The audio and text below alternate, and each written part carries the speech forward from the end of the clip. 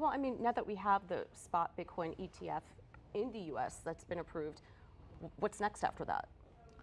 I think, so we get that question a lot. A lot of our clients ask us, what comes after Bitcoin ETF? I think everyone expects the Ethereum ETF as the next thing. There's some debate over whether it gets approved this year or not.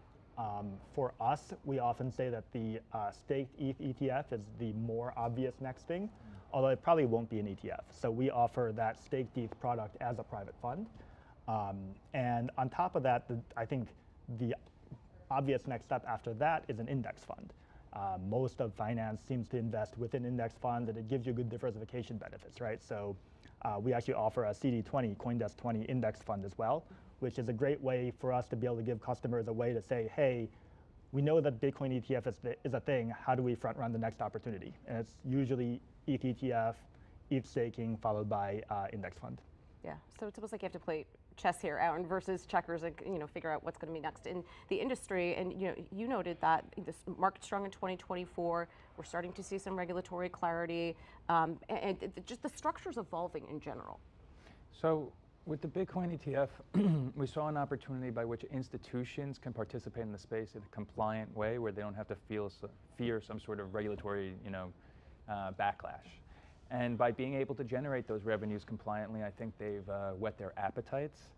And what there will be is increased institutional participation, as there are compliant means by which they can participate in the space through entities arguably licensed under the securities laws, and additional means by which they can generate those revenues with additional products, whether additional ETFs, index products, different means of tokenization. But really, all those things are just securities wrappers wrapped around a tokenized or cryptographic element.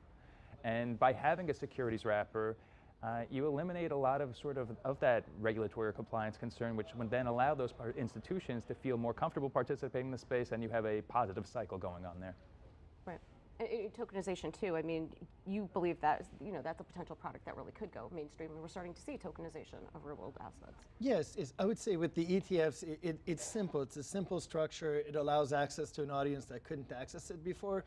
Putting a centralized kind of custody wrapper around the most decentralized asset, in all of humanity is a good first step. I mean, that's where a lot of things start from a UX perspective. You start with this CeFi centralized approach.